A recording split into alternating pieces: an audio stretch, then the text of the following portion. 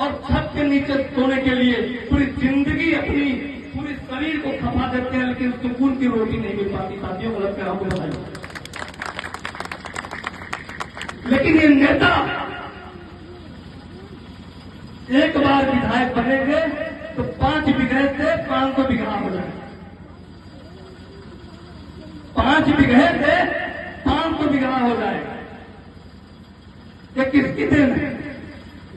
अच्छा बताइए, नेता जब आता है दरवाजे पे तो आप लोगों से पैसा मांगता है? पैसा नहीं मांगता ना। खेती मांगता है? नहीं मांगता। घर मांगता है? नहीं मांगता। मांगता क्या है? ओ चाहिए, क्योंकि वो जानता है ये दौलत आपकी, ये रुपए आपकी, ये मकान आपकी हमारे काम की नहीं है। सबसे बड़ा हक और अधिकार आपसे मांगता है तो वो वोट मांगता है, क्योंकि वोट से कल हमारे देश के महापुरुष जिन्होंने अपनी वर्तमान को खोकर भविष्य के हम लोगों को निर्माण करने का काम किया था, डॉक्टर बाबा भीमराव अम्बेडकर जी का पुण्यतिथि थी। उन्होंने कहा था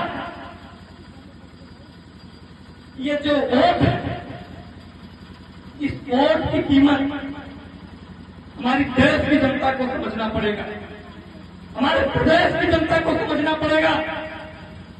अगर हमको ना बिकाऊ नेता चाहिए तो ना बिकाऊ जनता बनना पड़ेगा।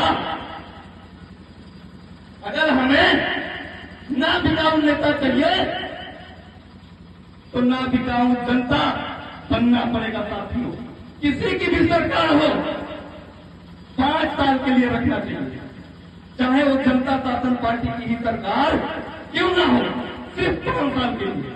क्यों?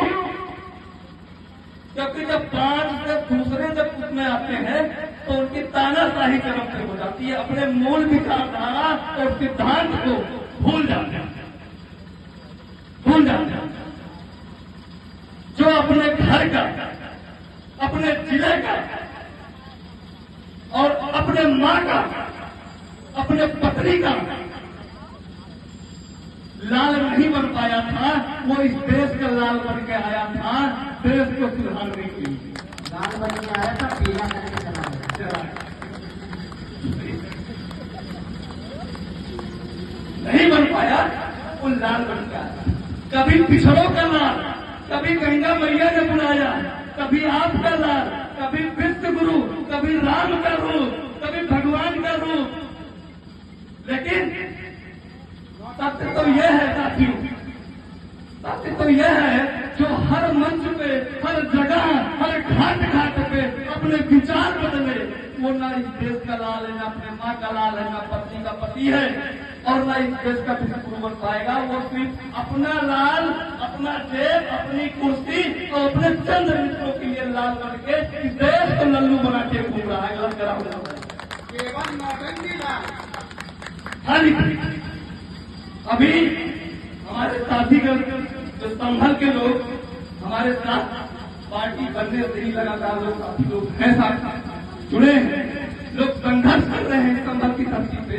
हमारे पार्टी के संभल के जिलाध्यक्ष श्री राम रहीश यादव जी या उनके साथियों द्वारा हमें खबर मिली कि हमारे यहाँ के जो वर्तमान माननीय विधायक जी लोग हैं, वो कह रहे हैं कि ये विधानसभा हमारा ही है। हमें खबर मिली कि हमारे नेताओं को, हमारे कार्यकर्ताओं को डिस्टर्ब करने का काम कर रहा है।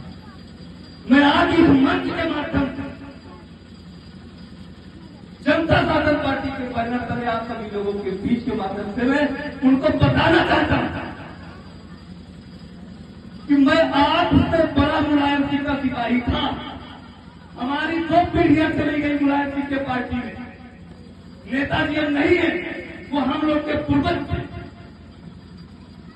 ये जिला कभी उनका था, अब नहीं है। आज आप कभी भी कोई विधायक हो या सांसद हो, हमारे कार्यकर्ताओं को अगर डिस्टर्ब करने का काम करेगा, आंख दिखाने का काम करेगा, तो उसको बातों के जवाब हम हर तरीके से देने के लिए जानते हैं और लड़ना जानते हैं।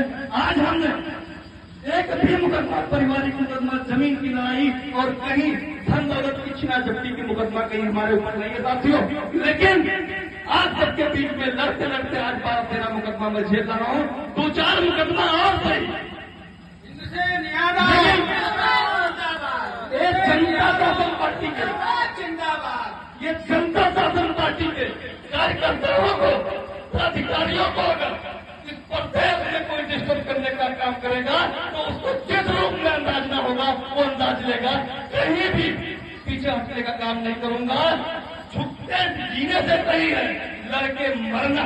आखिरी साथ देश और प्रदेश के लिए लड़ूंगा साथियों। जनता शासन पार्टी जिंदाबाद, जिंदाबाद, जनता शासन पार्टी जिंदाबाद, जिंदाबाद। साथियों, आज के समय में लोग लोकतंत्र और देश के संविधान को भूल चुके हैं।